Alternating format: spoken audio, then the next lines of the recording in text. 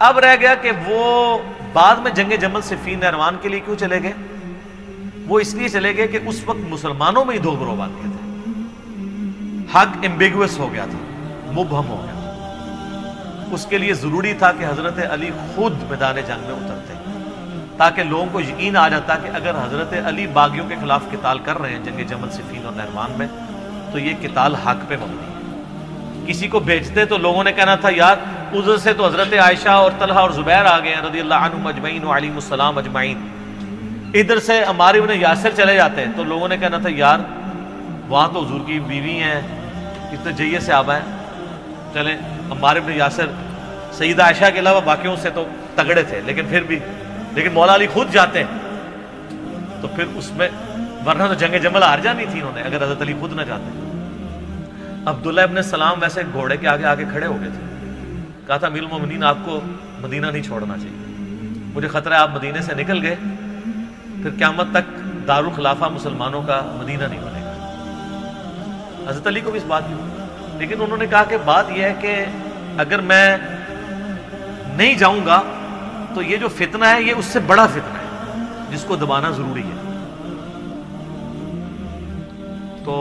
پھر سیدنا علی وہ کہتے ہیں جی کوفے دارالخلافہ شفٹ کر دیا تھا، آپ مدینے میں رہنے دیتے تو مدینے میں رہتے نا۔ قصاص عثمان کے لیے آپ مجھے پاکستان میں بتائیں یہاں پہ بھی دھرنا دینے والوں کو اتنی تمیز ہے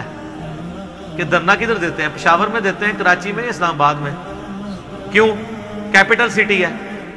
تو خلفائے راشدین کے دور میں کیپٹل سٹی کون سا تھا؟ مدینہ، لیکن دھرنا دینے والے بصرہ اور کوفہ پہنچ گئے، 1000 کلومیٹر دور، کہ ہم خود بدلہ لیں گے، قانون کو ہاتھ میں لیں گے۔ تو پھر حضرت علی کی مجبوری تھی کہ آپ بھی ادھر چلے جاتے۔ پھر کوفہ ایک فوجی چھاونی تھی جہاں سے سب کو کنٹرول کیا جا سکتا تھا، رومن امپائر کو بھی جو گر چکی تھی اور پرشین کو بھی، وہ سینٹر میں، اس لیے حضرت عمر نے اپنے دور میں سے فوجی چھاونی ڈکلیئر کیا تھا۔ بہرحال پھر حضرت علی کے جانے کی وجہ سے یہ معاملات سیدھے ہوئے، تو ان کی مجبوری تھی جانا، ورنہ لوگوں کے لیے معاملات ایمبیگوس ہو جاتے تھے۔ آج تک بھی لوگوں کو سمجھ آ رہی، تو اس زمانے میں جنہوں نے لڑنا تھا انہوں نے کیا لڑنا تھا؟ صحیح بخاری میں موجود ہے نا، حضرت عمار ابن یاسر کو مولا علی نے بھیجا، بخاری کے الفاظ ہیں، وہ ممبر کی نچلی سیڑھی پہ بیٹھے اور حسن ابن علی کو اوپر والی سیڑھی پہ رکھا تاکہ سب لوگ دیکھ لیں جنتی نوجوانوں کا سردار بیٹھا ہوا ہے، مولا علی کا بچہ، اور کہا لوگو اللہ نے تمہیں آزمایا ہے، ایک طرف دنیا اور آخرت میں تمہارے نبی کی بیوی ہے، رسپیکٹ کم نہیں کی، آخرت جنت میں بھی عائشہ حضور کی بیوی ہے، لیکن اللہ نے تمہیں آزمایا ہے کہ تم عائشہ کی اطاعت کرتے ہو یا اللہ کی اطاعت کرتے ہو، کیونکہ اولو الامر منکم اس وقت مولا علی ہیں اور ان کی اطاعت اللہ کی اطاعت ہے، اطیعوا اللہ و اطیعوا الرسول واولی الامر منکم۔ تو جب یہ سینیریو ہو اس وقت مولا علی کی مجبوری تھی وہاں سے نکلنا،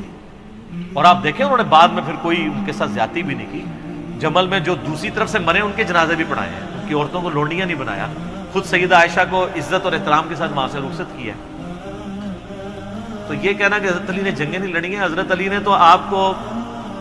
سپر پاور بنوایا ہے، اس کے بعد بھی سب کچھ بنا کے آپ کے حوالے کیا ہے، تو آرٹیکل پھر بھی نہیں سامنے آ گیا، اور جب برا وقت آیا پھر بھی حضرت علی کے گھاٹے فٹ ہوا ہے، اور الٹیمیٹلی ان کو بھی شہید کر دیا۔ میں اس سوال کے جواب کے اینڈ پہ وہ حدیث بیان کروں گا جو المستدرک للحاکم میں موجود ہے، سنن نسائی الکبریٰ کے اندر موجود ہے، میں نے اپنے ریسرچ پیپر میں بھی ڈالی ہے کربلا والی، کہ نبی صلی اللہ علیہ وآلہ وسلم نے فرمایا اے علی تیری مثال میری امت میں قوم سمود کی اونٹنی کی سی ہے، جس طرح قوم سمود نے صالح علیہ السلام کی اونٹنی کو قتل کیا تھا تو اللہ کا عذاب آ گیا تھا، اگلے زمانوں میں سب سے بڑا بدبخت وہ تھا جس نے اونٹنی کو قتل کیا، اور میری امت کا سب سے بڑا بدبخت وہ ہوگا جو اے علی تجھے قتل کرے گا اور تیری داڑھی کو تیرے سر کے خون سے رنگ دے گا۔ استغفر اللہ۔ تو مولا علی کی شہادت کے بعد جس طرح قوم سمود کی اونٹنی مری تھی تو قوم سمود پہ عذاب آیا تھا، حضرت علی کی شہادت کے بعد بھی امت پہ عذاب آیا کہ آج تک دوبارہ اسلامی نظام قائم ہی نہیں ہو سکتا۔ آج آپ جتنی حکمرانوں کو گالیاں نکالتے ہیں اور آپ جناب 1400 سال سے دعا مانگ رہے ہیں اللہ عمر جیسا حکمران نصیب فرما، تھوڑی دعاؤں ان تک نہیں قبول ہو رہی ہیں، کام بھی بڑا بڑا پایا ہے، بہت بڑا جرم آپ نے کیا ہوا ہے.